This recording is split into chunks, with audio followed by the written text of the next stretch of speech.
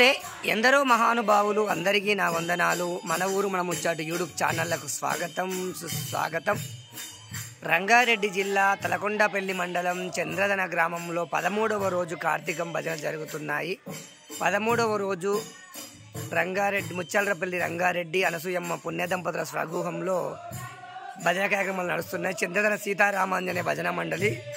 భజన కార్యక్రమం ప్రారంభం చేయడం జరిగింది మనం చూస్తున్నాము మరి స్వగృహంలోకి బయలుదేరుతున్నాం